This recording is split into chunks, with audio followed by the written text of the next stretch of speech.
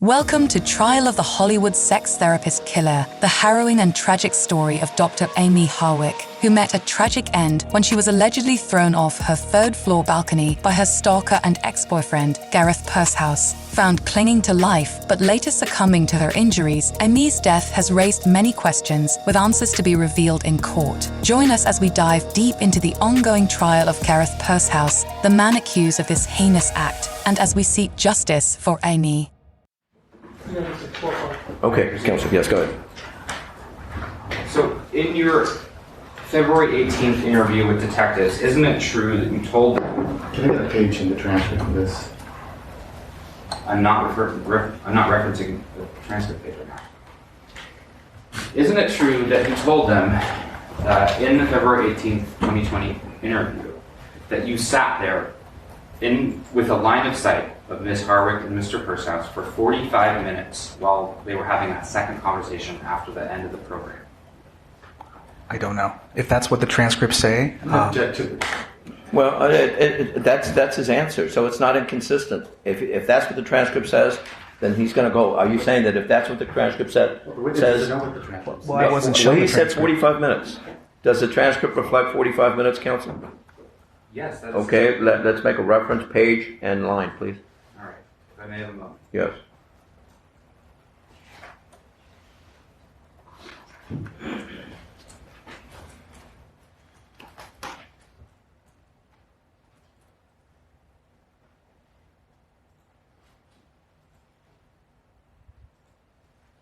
Page 10, line 19 through 24.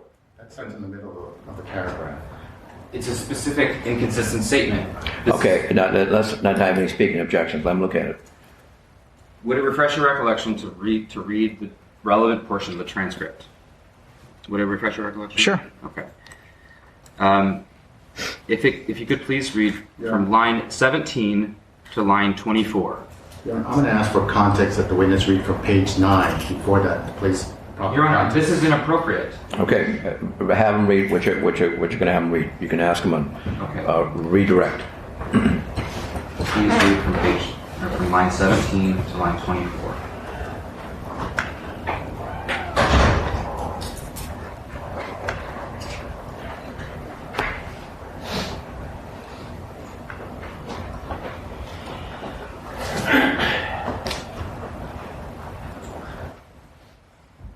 Okay. Did that refresh your recollection? I think that is a very general description of, without a lot of detail, of what happened in those 45 minutes. Objection, non-responsive. All right, that's his explanation of it.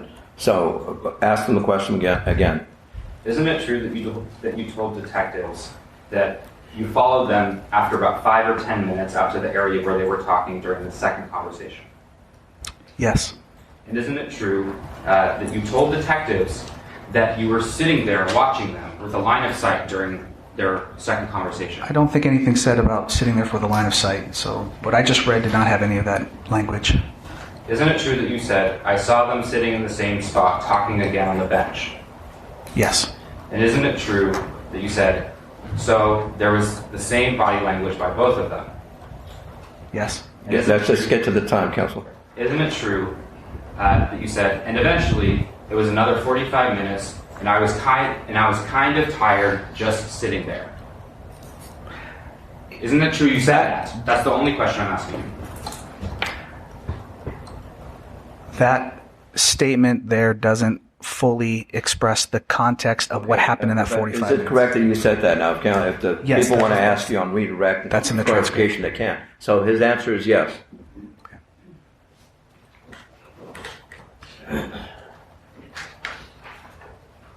If I may just a brief moment. Go ahead.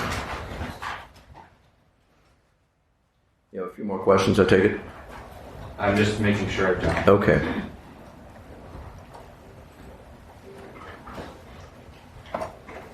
If you missed one, you have recross as well. So Okay, all right, nothing further. okay, redirect, Counsel. Yes. Now, counsel had you read a portion of your transcript from February 18, 2020 at page 10 at the mid-paragraph. I want you to read from page 9 all the way up until he told you where to read I'm going to ask you, Page 9, line what? All of it? right at the beginning, page 9, line 1. Read that to yourself. One to what? Read it to yourself. Yes, of course he's going to read it to himself. Read it to yourself up until where counsel told you to finish reading. Just look up when you're finished.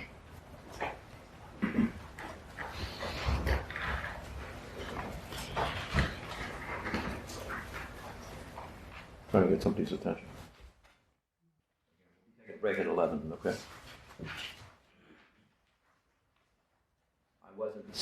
Normally I take a break at 11 and 3, but during jury selection, we wanted to get the process done, so that's why I skipped the breaks to your detriment. So I could see you guys squirming wanting to go to the bathroom, so I apologize for that. So. Okay.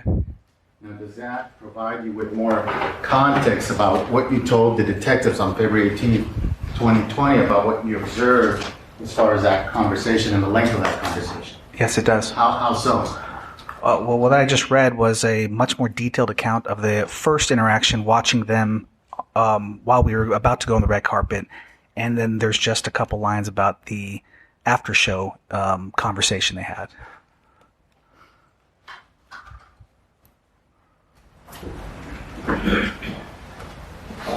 And looking at this text message, people see one where Amie texts you, "I'm around to the right, talking, I'm okay." Why did you send her a text with those hands? Why was that? Why did you use that emoji as your response?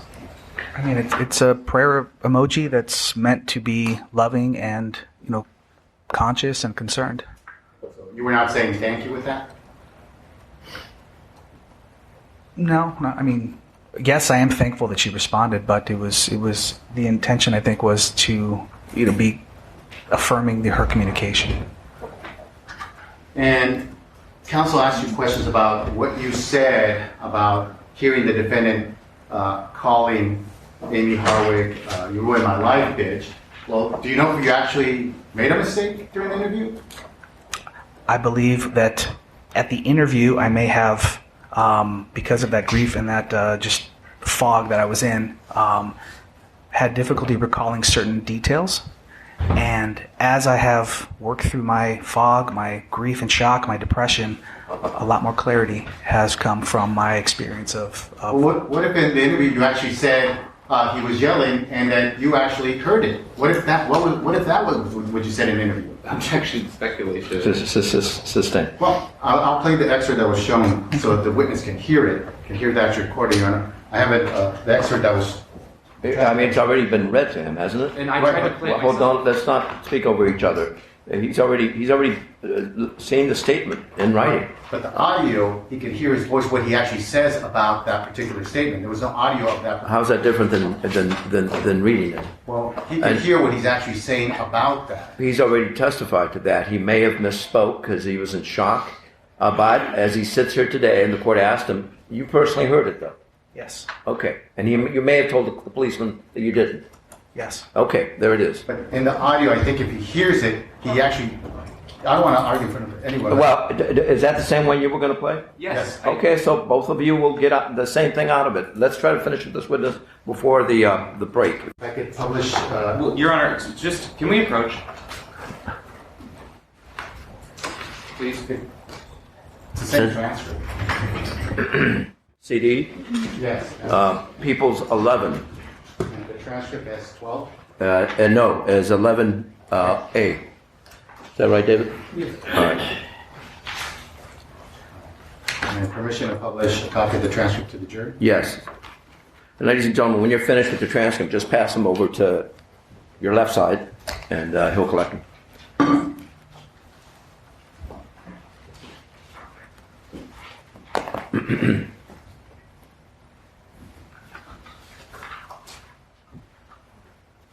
It's very brief, I take it.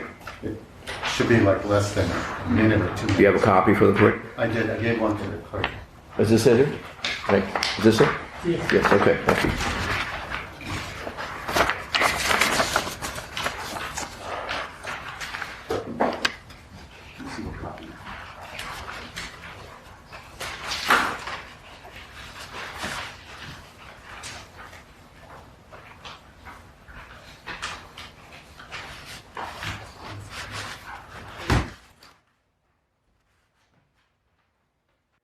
I'm going to play just a small portion of your interview, Mr. Chops. I'm going to ask you to listen carefully to the interview, okay? And also, you can read along with the transcript.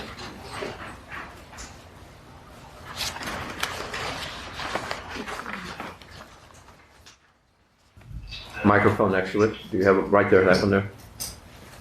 That microphone right there? Right over. Turn this up. There you go. All right, let's try it.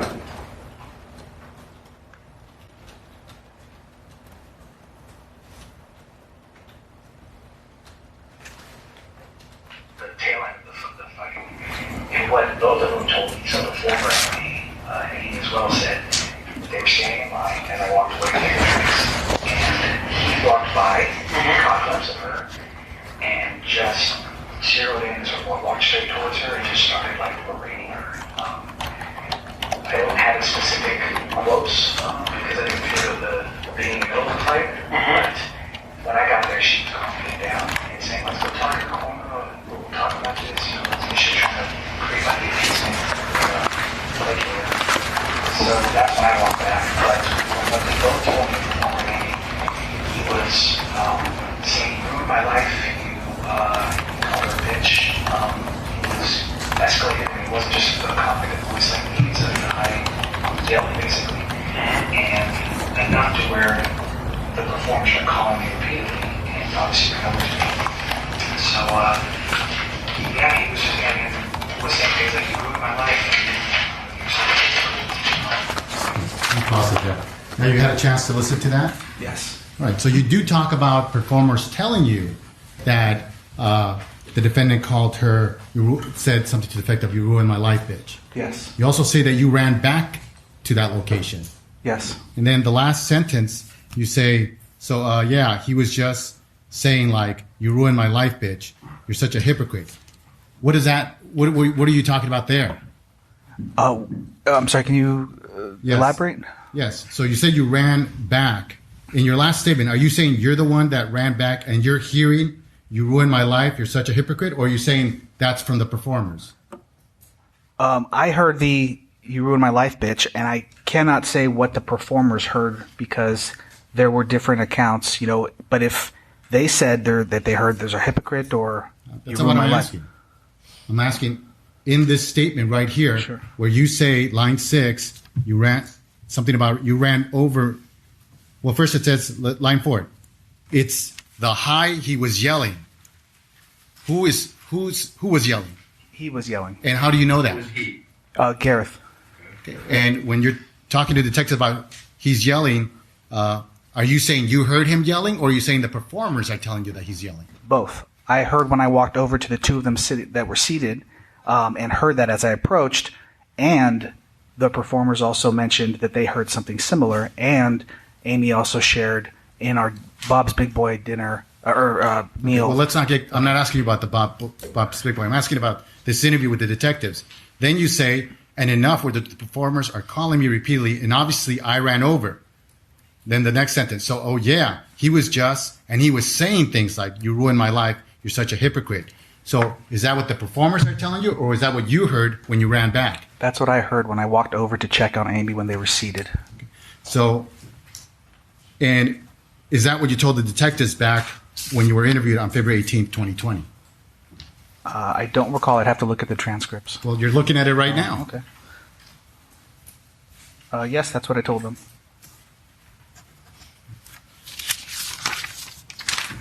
So is it your understanding that you heard it both from the performers and you yourself heard it? Yes. You heard it for yourself. Yes. I have nothing further. Brendo. In the clip that you just listened to, you say, and I quote, "From what they both told me," the performer and Amie, he was saying, "You ruined my life." He called her a bitch, right? That's what you said to the detectives. Yeah, that's there. And so the phrase "from what they both told me," what did you mean by that? That they shared with me some of the things that they heard. And so your understanding about what Mr. Pursehouse said was based on what they had told you? It was based on what I heard, and it was also reinforced by what they also heard themselves, what they shared with me. That's what you meant in that statement? Yes. In your preliminary hearing testimony, there was also cross-examination on this exact issue. Do you remember about the "you ruined my life, bitch" statement? Yes.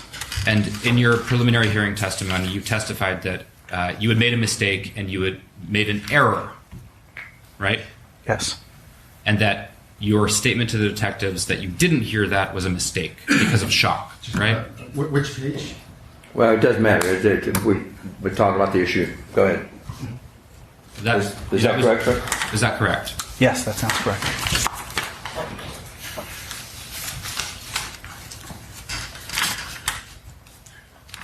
Nothing further. All right. Anything further based on only those questions, counsel? Let's not belabor the point on this issue. Right. When counsel asked you, didn't you say that, and isn't that in the transcript, and you just agreed, why did you just agree? Do you know if that's a for sure? Do you know if he's reading that accurately? I have no idea if it's in the transcript, but I trust that Go ahead. I have no idea if that's in the transcript. So then why agree with it? Objection, Ms. Well, you have the transcript in front of you, don't you? Right. I'm going to have He's already stated. He's looked at the transcript. We're belaboring this point. I think both of you have made your point. Let's move on. Just one second.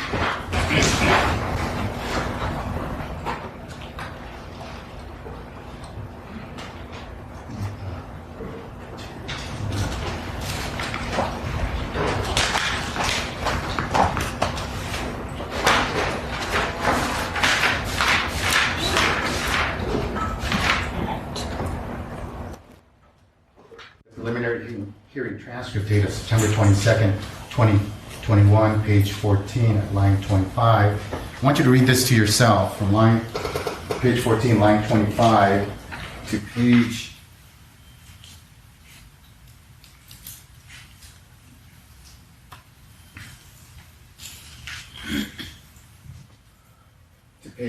16, line 15.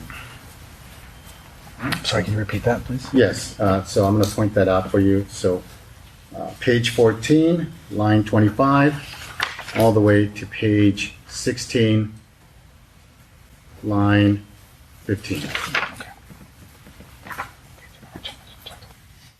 Now, in that exchange where defense counsel is asking you about whether you heard the statement, "You ruined my life, bitch," did you ever say in that exchange, "I made a mistake"? Not in those transcripts.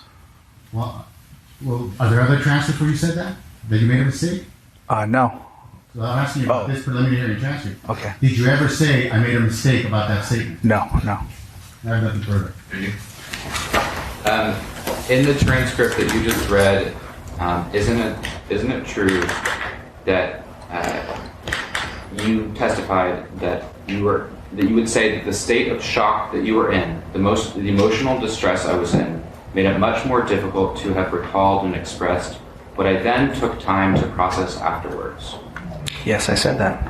So, in saying that, you were saying, because of the emotional stress that you were in, the shock that you described earlier, that you made a misstatement when you talked to the detectives on February 18th, and you were explaining why in that moment in the transcript. Objection. That's contrary. That's misstated testimony. Sustained. It'd be different if you stated, is that what you meant?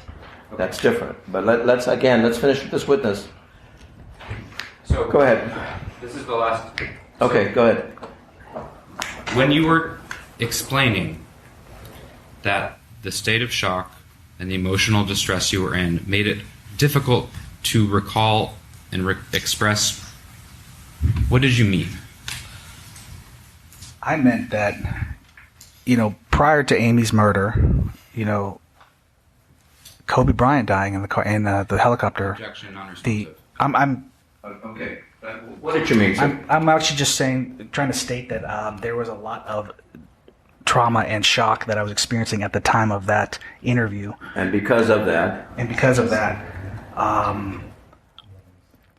my testimony and recollection was foggy and less detailed than it is today. And you testified then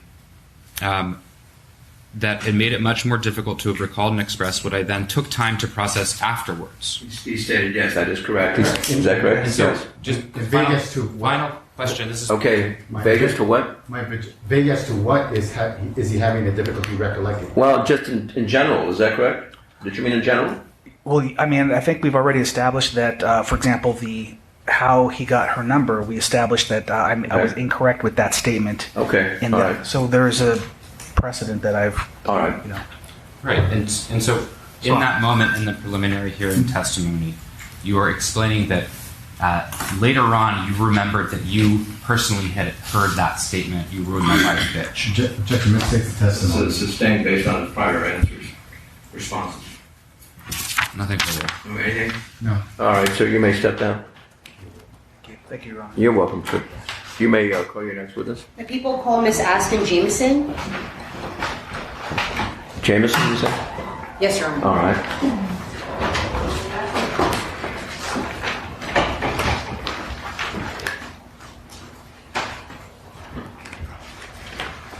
Are you examining Miss Toriano? I am, Your Honor. All Thank right. you.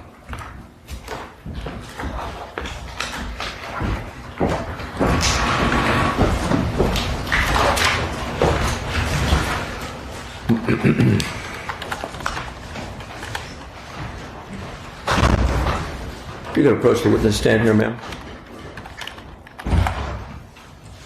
Raise your right hand, face this gentleman here. Do you solemnly state that the testimony you're about to give and the cause now pending before this court should be the truth, the whole truth, and nothing but the truth, so help you God? Thank you. Please have a seat. Ms. Jameson, I'm just going to ask you to lean into the microphone in your responses, if you would, okay? Go ahead. Please state and spell both your first and last name. Aspen Jameson, ASPEN, JAMIESON. Mr. Avila? Oh, Miss Mariano, excuse me. It can be confusing, Your Honor. I understand. Yeah. Thank you. Ms. Jameson, before we start, do you mind moving the mic just a little bit closer and pointing it down towards your face so that we can hear you? Ms. Jameson, what do you do for a living? I am an adult film star. Just a little louder. An adult film star. Thank you. As part of your work, did you attend the XBiz award show on January 16th of 2020? I did. Is that something that you would normally intend as being a person in your industry? Yes. Who did you attend the award show with in 2020? At the time, or that night, I went with my friend, and we basically got a room to get our hair and makeup done, and it was just me and her. Do you know about what time you ended up going to the actual award show after getting your hair and makeup done with your friend? Around like 6:30 p.m. And where was the XBiz Awards? It was at the JW Marriott in downtown LA. Now, when you got to the award show, did you walk the red carpet? I did. And did you do that pretty quickly after you arrived at the XBiz Awards? Yes. I'm going to show you what's been previously marked as People's 10A. Do you see that in the screen in front of you? Mm-hmm. Is that familiar to you? Yes. Is that the red carpet as it appeared back on January of 2020 when you walked that particular carpet for the show? Yes. Now, when you were at the show, did you run into somebody by the name of Dr.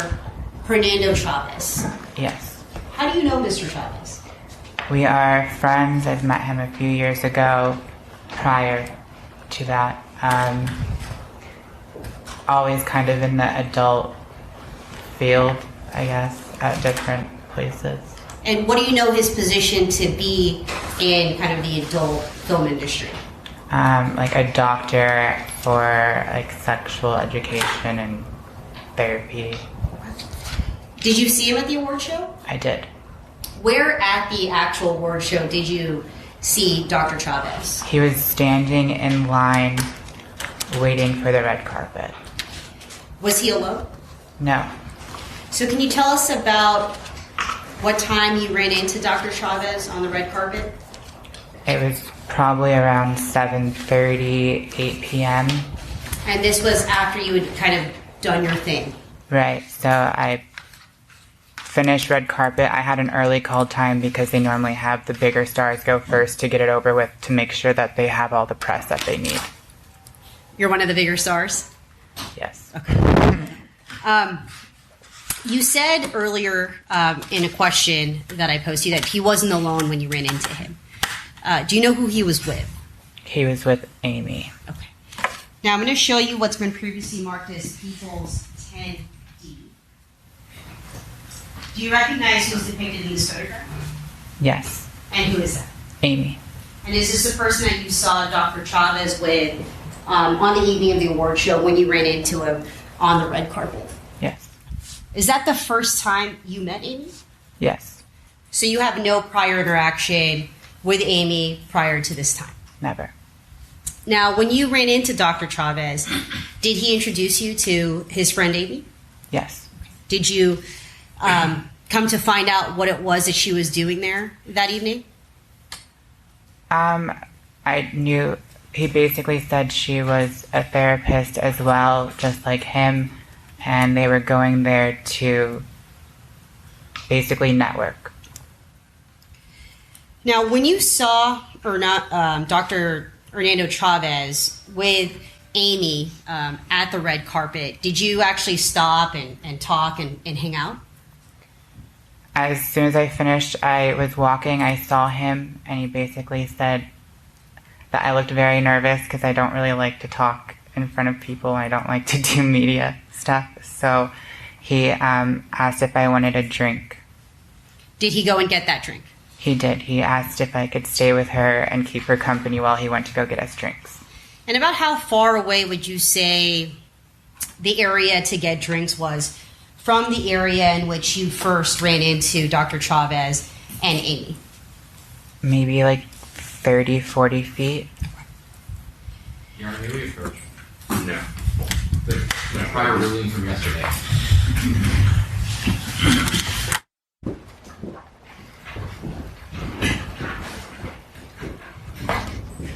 All right, Counsel. Sure. So just to repeat my question, about how far away was the bar from the area in which you had stopped to speak to Dr. Chavez and to Amie? About 30, 40 feet.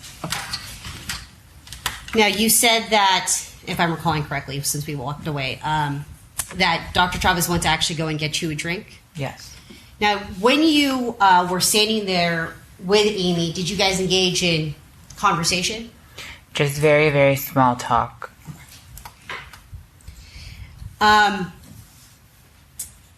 Did anything significant happen as you were engaging in small talk with Amie on the red carpet? While we were talking, a guy came up and basically said, "It's funny seeing you here." Now, what was the tone of the person when they said, "It's funny seeing you here"? Very angry. Angry. Now, did you recognize that person? No, I've never seen him before. I'm going to show you what's been previously marked as People's 10C. Do you recognize this person? Yes. And how do you recognize this person? Which person are we talking about? The person In the red. 10C? Well, there's two. Oh, I'm sorry. The guy person in the in the red. red, I'm sorry. The guy in the red is the guy that came up to us. And said, "Funny seeing you here." Mm-hmm. Is that correct? Mm-hmm. With a yes or no? Yes. Do you see that person in court? Yes. Could you please identify that person by telling us where that person is seated and what that person is wearing? Blue collared shirt and glasses. All right. Identifying the defendant.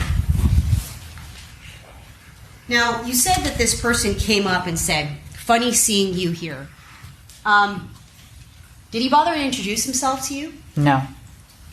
Would it be fair to say that he interrupted your conversation with Amie at that point? Objection deviating from all others. As to your first objection, the court will sustain it. Your second objection is overruled. Go ahead. When he came up to you, was it in the midst of you and Amie speaking? Yes. Was your conversation interrupted? Yes.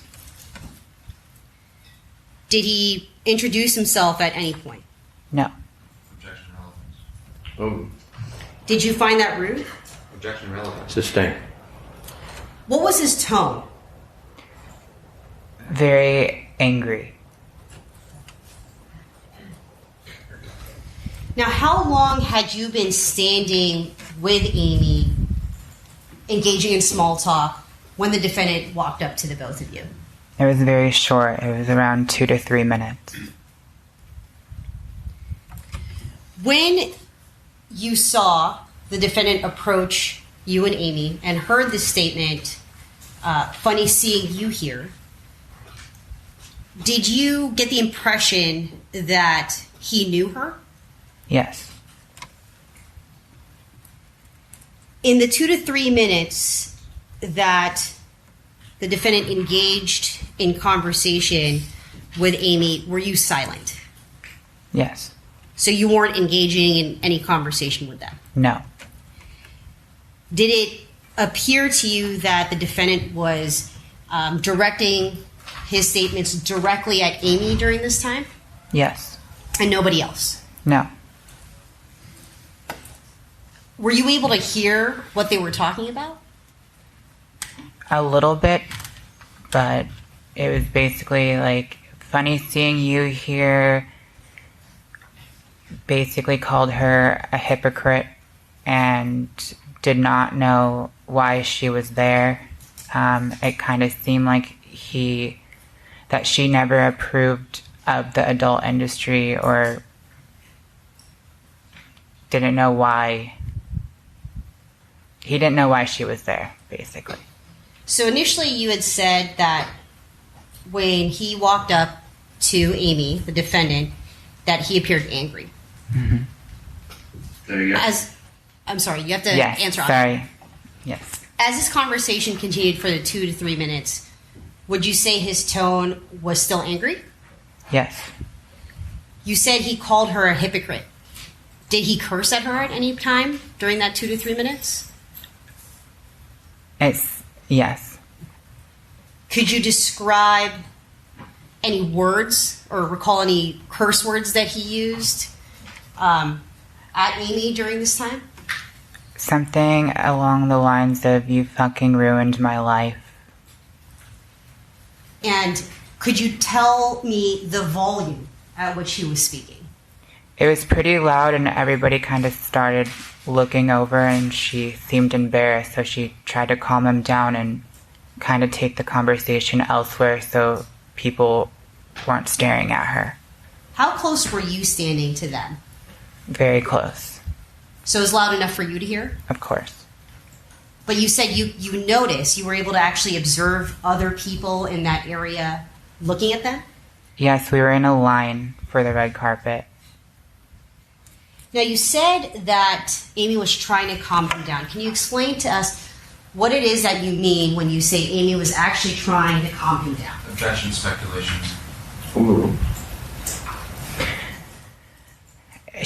I felt like she was embarrassed that everybody was staring, so she was just trying to calm him down to not be so loud, and that's when she kind of removed herself from the line to go and kind of be somewhere a little bit more private. And just to be more specific, was she trying to calm him down with his words? With her words? Yes. Objection speculation. What her intentions were. Well, she said it appeared. It didn't say that she was conclusively doing that. But it appeared to this witness that Ms. Harwick was trying to calm the individual down. Now, I know you said that the defendant's voice was loud. Is that correct? Yes. How was Amie's voice in response to the defendant? She seemed calm and was just trying to calm him down. Did she yell at him? No. Did she curse at him? No. Did she call him any names? No. Now, you said that at some point she tried to remove herself from that area? Yes. When she tried to remove herself, what do you mean by that? Like walk away? Yes, try to walk away. Did the defendant follow her? Yes. So about after 2 or 3 minutes, of the defendant cursing at her and calling her names, at that point you saw the victim move away from that location. Yes. Now, could you tell us where they went from that point?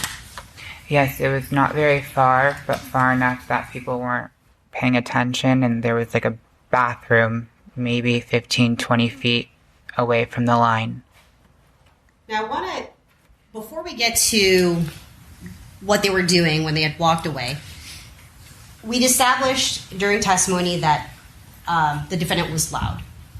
Now, at any point during that 2 to 3 minutes before they walked away, did his volume increase at all? Yes.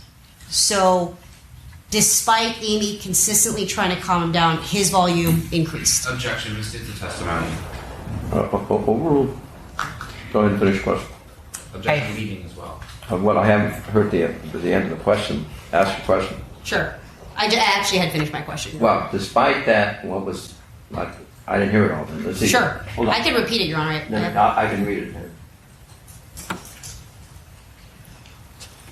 Okay, so despite Amie consistently trying to calm him down, his volume increased. That was your question? Yeah. Did his volume increase? Okay, overruled. You can answer that. Yes. Now, you said that other people were looking at them as this conversation was taking place. I know you said Amie appeared to try to calm the defendant down. Did she have any other sort of reaction to the defendant confronting her, aside from just trying to calm him down? I felt like she seemed a little embarrassed, so she just kept trying to calm him down, but it seemed like he was getting more upset by the fact that she was trying to calm him down. Okay, that part of speculation, that last part will be stricken. The embarrassed portion remains, Your Honor? Yes. Thank you. Now, who walked away first? Was it Amie and then the defendant followed, or was it kind of like a collective walking away? I believe Amie tried walking away and he followed her. Now, you stated that where they went to was about 15 feet away near the bathroom area. Is that right? Yes. Could you still see them from where you were standing near the red carpet? Yes. Could you hear them? No. Despite not being able to hear what they were saying, could you still tell what the defendant's demeanor was from that distance? What the demeanor appeared to be. Correct. Okay. It just seemed like they were arguing. So I want to be more specific about the defendant. Could you see his body language from where you were? Mm-hmm. Yes. Yes? Could you tell me what that body language was? Just his arms were kind of like up and just very like furious with the situation. So let the record reflect, Your Honor, that the witness raised both her left and right arms, moving around her hands in kind of a circular motion.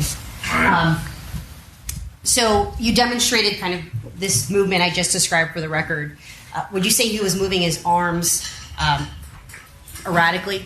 Objection leading. Yes. Sustained. All right. Could you describe what other body movements he was doing while he was speaking with Amie from that distance? It just kind of seemed like his arms were like kind of going up very angrily and was just very upset. Objection, false speculation. Overruled. This is what it appeared to her based on his body language. Now, I know you had met Amie for the first time that night.